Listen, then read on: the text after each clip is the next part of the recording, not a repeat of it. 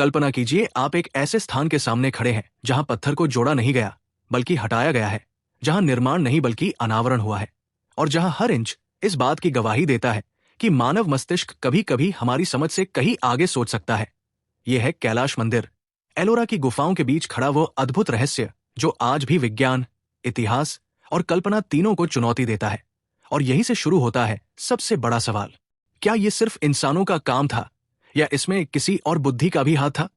जब आप इस मंदिर को देखते हैं तो पहली ही नजर में दिमाग ठहर जाता है, क्योंकि ये सामान्य निर्माण जैसा नहीं है। ये एक ही विशाल चट्टान को ऊपर से नीचे तक काटकर निकाला गया है। यानी किसी ने पहाड़ के शीर्ष से शुरुआत की और धीरे धीरे पूरे मंदिर को बाहर निकाला। ये वैसा ही है जैसे आप एक पत्थर के ब्लॉक से मूर्ति बनाते हैं, लेकिन यहां पैमाना इतना विशाल है कि तुलना ही खत्म हो जाती है। लगभग 2 से 3 लाख टन पत्थर हटाया गया, और वो भी बिना आधुनिक मशीनों के, बिना क्रेनों के, बिना कंप्यूटर डिजाइन के। अब सोचिए उस समय के कारीगरों के पास क्या था? लोहे की छेनी, हथौड़े, साधारण औजार, और सामने एक कठोर बेसाल्ट चट्टान जिसे आज भी काटना आसान नहीं है। फिर भी उन्होंने न सिर्फ इसे काटा बल्कि उसमें इतनी सटीकता रखी कि मंदिर के हर हिस्से का अनुपात बिल्कुल संतुलित है। स्तंभों की दूरी, गर्भगृह की गहराई, शिखर की ऊंचाई, सब कुछ ऐसे मेल खाता है जैसे किसी आधुनिक 3D मॉडल से निकाला गया हो।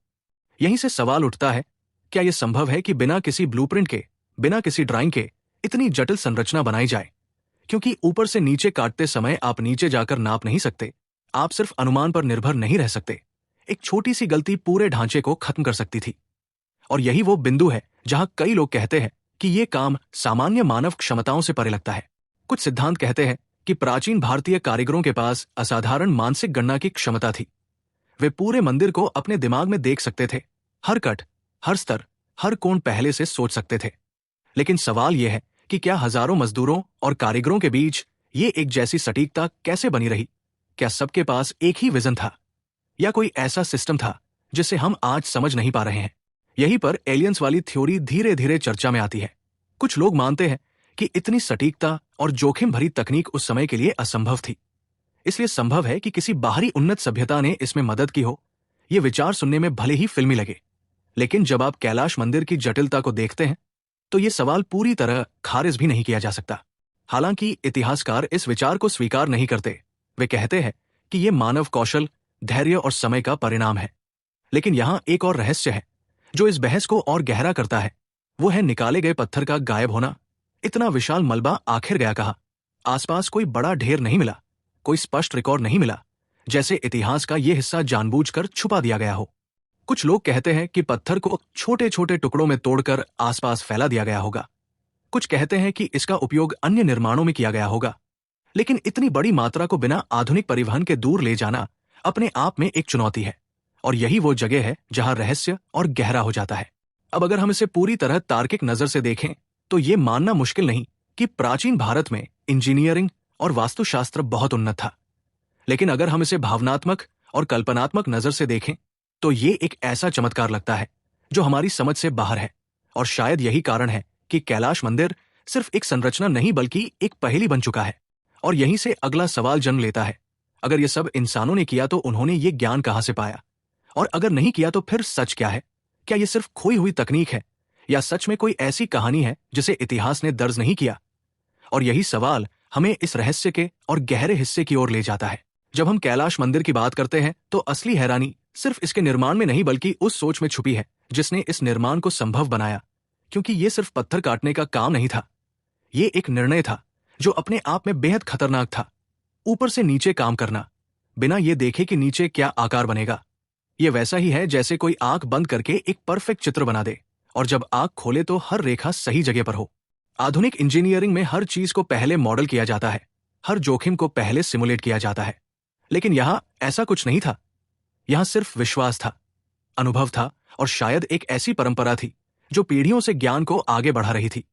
लेकिन फिर भी सवाल वही रहता है, इतनी बड़ी टीम को बिना किसी लिखित योजना के एक ही दिशा में कैसे काम कराया गया? कुछ शोध बताते हैं कि उस समय शिल्पशास्त्र और वास्तुशास्त्र बेहद विकसित थे, और कारीगरों को मानसिक रूप से संरचना की कल्पना करने का प्रशिक्षण दिया जाता था। वे सिर्फ मजदूर नहीं थे बल्कि कलाकार और गणितज्ञ दोनों थे। लेकिन यहां एक और बात ध्यान देने वाली है, इतनी सटीकता सिर्फ ज्ञान से नहीं आती, इसके लिए अनुशासन और समन्वय भी चाहिए। और यही वह चीज है जो इस निर्माण को और रहस्यमय बनाती है। अब अगर हम एलियंस थ्योरी को थोड़ा गंभीरता से देखें तो इसके समर्थक कहते हैं कि प्राचीन समय में पृथ्वी पर ऐसी सभ्यताएं आई होंगी जिनके पास उन्नत तकनीक थी और उन्होंने मानव सभ्यता को कुछ ज्ञान दिया होगा, जैसे कि निर्माण तकनीक, गणना के तरीके या फिर ऊर्जा का उपयोग। ये विचार कई प्राचीन संरचनाओं के साथ जोड़ा जाता है, जैसे मिस्र के पिरामिड या पेरू की नाज़का लाइंस। लेकिन समस्या यह है कि इसके पक्ष में कोई ठोस सबूत नहीं है, ये सिर्फ अनुमान है। फिर भी जब हम कैलाश मंदिर को देखते हैं तो ये अनुमान थोड़ा मजबूत लगता है, क्योंकि यहां जो तकनीक इस्तेमाल हुई है वो सामान्य नहीं है। एक ही चट्टान में इतने स्तरों पर काम करना, अंदर और बाहर दोनों तरफ समान सटीकता बनाए रखना, ये आज भी एक चुनौती है। एक और दिलचस्प पहलू है समय। इस मंदिर को बनाने में कितने साल लगे? कुछ लोग कहते हैं 20 साल, कुछ कहते हैं 100 साल। लेकिन अगर हम पत्थर की मात्रा और काम की जटिलता को देखें तो ये समय भी कम लगता है। इसका मतलब या तो काम बहुत तेजी से हुआ या फिर इसमें बहुत बड़ी संख्या में कारीगर लगे हुए थे। और फिर आता है वो सवाल जो इस पूरी कहानी को रहस्य बना देता है। अगर ये सब इंसानों ने किया तो हमने ये तकनीक खो क्यों दी? आज हमारे पास मशीनें हैं, कंप्यूटर हैं, लेकिन फिर भी हम इस तरह का मोनोलिथिक स्ट्रक्चर नहीं बनाते। क्यों? क्योंकि ये बहुत जोखिम भरा है। लेकिन क्या सिर्फ जोखिम ही वजह है या हमने कुछ ऐसा खो दिया है जो उस समय मौजूद था? कई बार ऐसा लगता है कि प्राचीन सभ्यताएं अलग तरह से सोचती थी, वे समय को अलग तरीके से देखती थी। उनके लिए निर्माण सिर्फ काम नहीं बल्कि साधना था। और शायद यही कारण है कि वे ऐसे काम कर पाए जो आज हमें असंभव लगते हैं। लेकिन फिर भी एलियंस वाली बात पूरी तरह खत्म नहीं होती, क्योंकि जब भी कोई चीज हमारी समझ से बाहर होती है हम उसके लिए किसी बाहरी कारण की तलाश करते हैं। और कैलाश मंदिर ऐसा ही एक उदाहरण है, जहां हर जवाब के साथ एक नया सवाल खड़ा हो जाता है। और अब सबसे बड़ा सवाल यह है, क्या हम सच में इस रहस्य को समझना चाहते हैं या हम इसे रहस्य ही बने रहने देना चाहते हैं? क्योंकि कभी कभी कुछ चीजें जितनी अनसुलझी रहती है उतनी ही आकर्षक लगती है, और शायद कैलाश मंदिर भी उन्हीं में से एक है। आखिर में जब हम कैलाश मंदिर के सामने खड़े होते हैं तो ये सवाल सिर्फ एलियंस या इंसानों का नहीं रह जाता, ये सवाल हमारी सोच का बन जाता है। क्योंकि ये मंदिर हमें ये दिखाता है कि सीमाएं अक्सर हमारे दिमाग में होती है, वास्तविकता में नहीं। और शायद यही कारण है कि ये संरचना 1000 साल बाद भी हमें चौंकाती है।